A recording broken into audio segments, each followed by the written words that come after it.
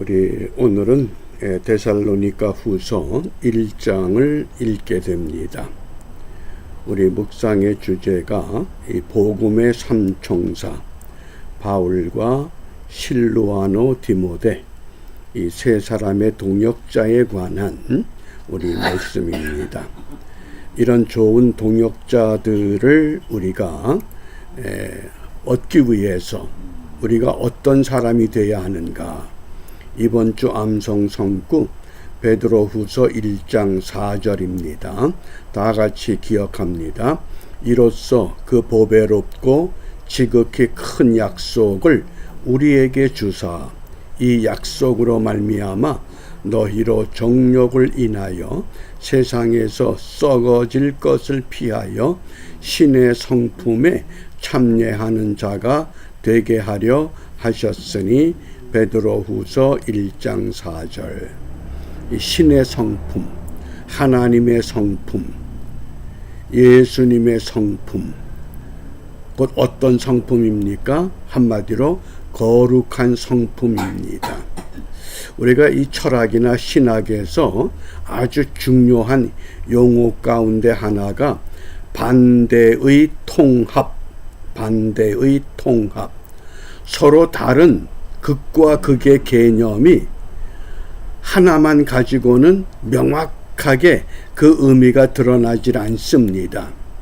그러니까 쉬운 예를 들면 선과 악, 선만 이야기를 하면 선에 대한 개념이 쉽게 이해되질 않지만은 선과 악, 이거 항상 붙어 다닙니다. 악이 존재하기 때문에 선이 두드러지게 우러러 보입니다. 또 천국과 지옥, 이런 개념들이 상당히 여러 가지가 있습니다. 우리가 이런 관점에서 보면 신의 성품에 반대되는 건 어떤 성품일까요? 그게 곧 마귀의 성품, 사탄의 성품입니다.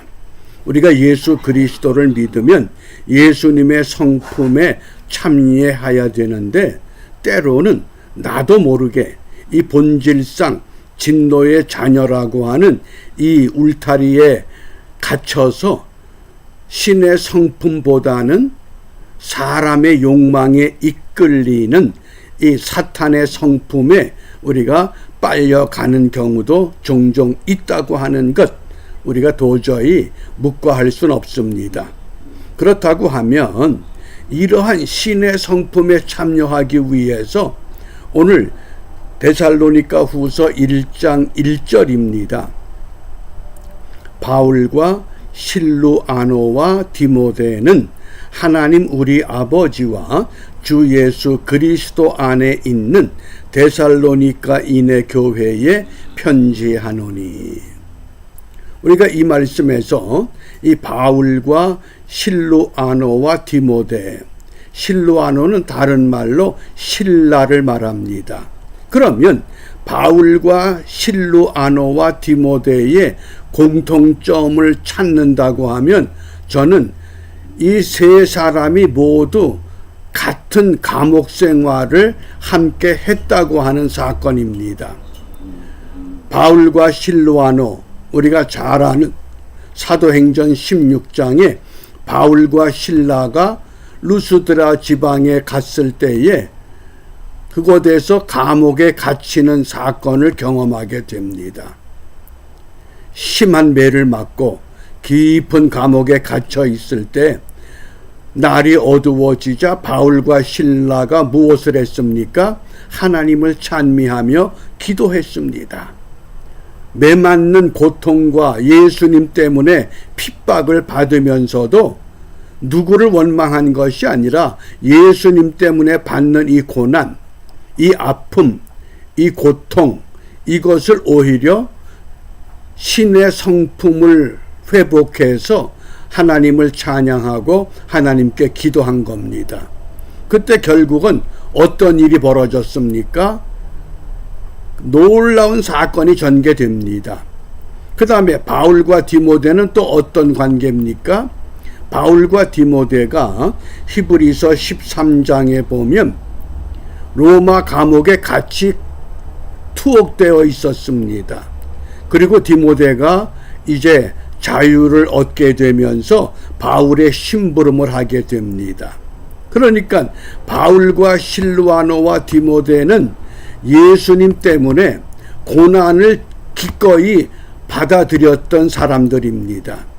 예수님 때문에 고난, 핍박, 매맞음, 투옥 이러한 것들을 두려워하지 않았다 그 뜻입니다. 그러면 오늘 우리가 이 시대에 예수를 믿는 이 땅의 모든 그리스도인들이 이런 바울과 실루아노와 디모데와 같은 생각을 갖는다고 하면 얼마나 세상이 아름답게 펼쳐지겠습니까? 그런데 그렇지 못하다고 하는 겁니다. 우리 현실을 둘러보면 때로는 참 암담하기도 합니다. 왜 이런 현상이 우리에게 나타나고 있는가? 우리가 세 가지 안목을 기억해 주시기 바랍니다. 이 거시적 안목, 이 거자는 클 거자입니다. 아주 큰 안목을 가져야 됩니다. 그 다음에 미시적 안목, 이건 작을 미자입니다. 좀 작은 안목도 필요합니다. 때를 따라서는 거시적 안목이 필요하고 때를 따라서는 미시적 안목이 필요합니다. 그 다음에 중요한 것이 이 거시적 안목과 미시적 안목을 통합한 전략적 안목이 필요합니다. 그럼 오늘 이 시대 우리가 우리 현실을 바라볼 때 어떻게 바라봐야 되느냐? 이 전략적 안목을 가져야 됩니다. 거시적 안목이라고 하는 것은 쉬운 예를 들면 망원경과 같습니다. 먼 곳에 있는 것을 가까이 볼 수 있습니다. 우리가 먼 곳에서 산을 보면 산이 푸른 나무로 뒤덮여 있습니다. 아, 산은 푸르구나. 그렇게 보입니다. 그런데 그 산을 미시적 안목을 가지고 산에 가까이 가서 현미경처럼 들여다보면 산이 나무만 있는 것이 아니라 골짜기에 바위도 있고 또 어떤 때는 쓰레기도 있고 추한 것도 있습니다. 그러나 거시적 안목에 다 가려 있습니다. 그런데 그러한 것들을 통합해서 전략적인 안목을 우리가 가져야 합니다. 왜 그러느냐? 지금 우리 한국 사회가 상당히 큰 위기에 봉착해 있습니다. 자칫 잘못하면 완전히 좌경화될 수밖에 없는 그런 심각한 상황입니다. 그런데 대개 미시적 안목을 갖고 있기 때문에 우리 교회는 크고 부흥하는데 우리가 무슨 문제 있어? 우리는 너무 좋아. 그건 미시적 안목입니다. 그런데 현실을 좀 깊이 들여다보면 지금 너무 심각합니다. 제가 한 예만 듭니다. 지금 한국 언론에 자주 거론되는 목사가 있죠. 최재영 목사.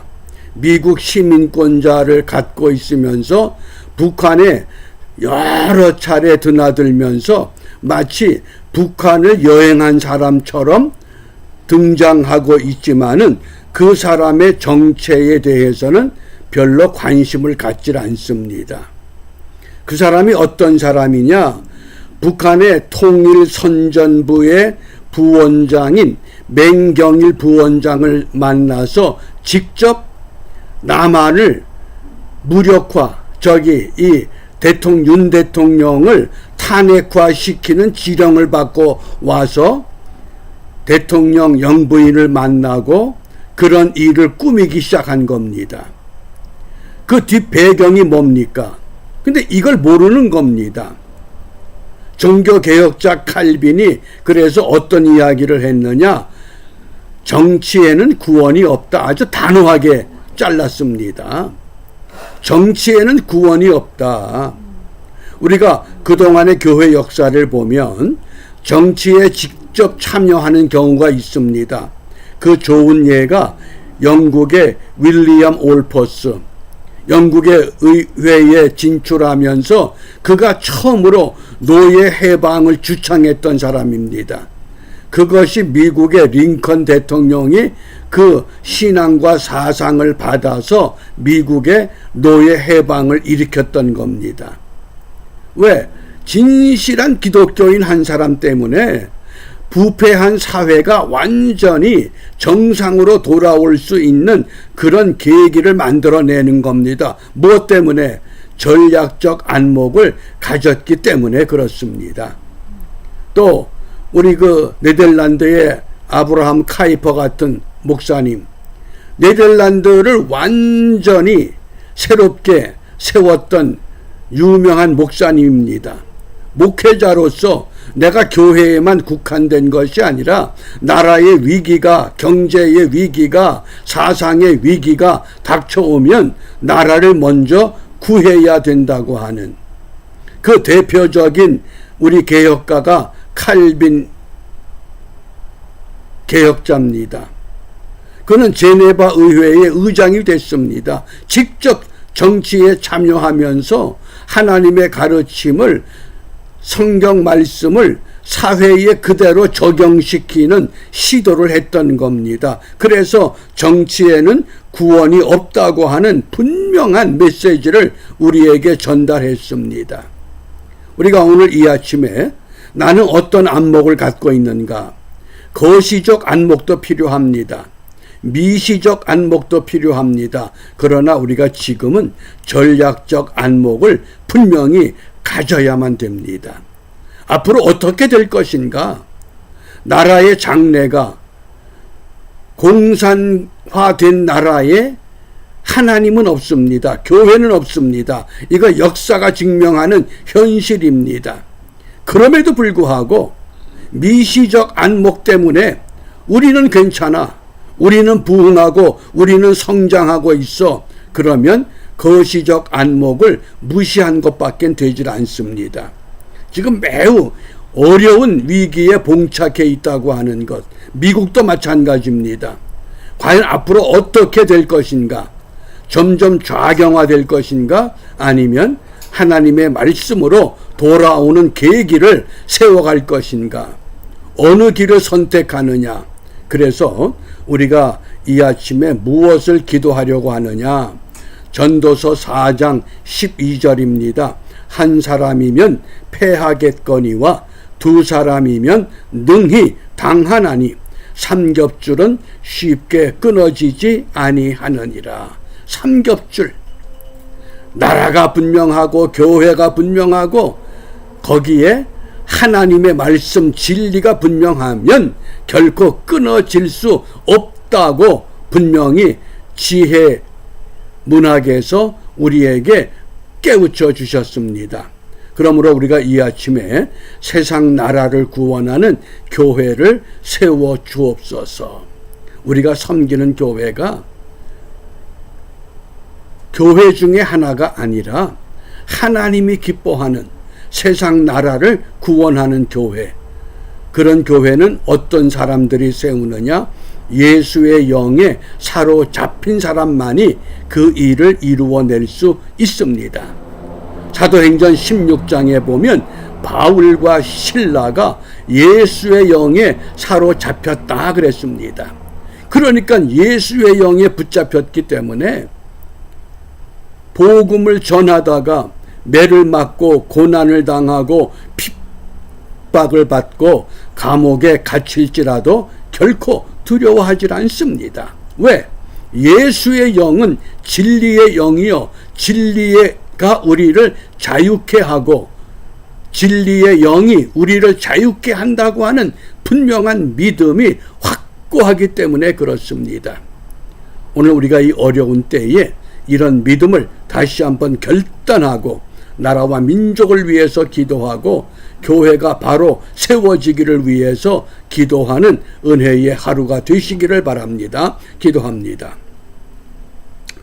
역사의 주인 되시는 아버지 하나님, 한반도 땅에 어려운 일이 봉착할 때마다 믿음의 선진들을 통해서 그들이 앞장서서 나라와 민족을 위해 희생하고 헌신함으로 하나님의 은총을 함께 누릴 수 있는 새로운 발판을 이루어 주셨던 것처럼 이제 이 어려운 때에 이러한 선진들의 믿음을 본받아 우리 모두가 믿음으로 하나 되어 나라와 민족을 생각하게 하시고 교회가 할 일이 무엇인가를 분명히 깨닫고 다시 한번 힘을 모아 자유민주주의를 바르게 세워나가는 일에 성공할 수 있는 하나님의 교회와 하나님의 백성들로 거듭날 수 있도록 인도하여 주시옵소서. 예수님 이름으로 기도합니다. 아멘.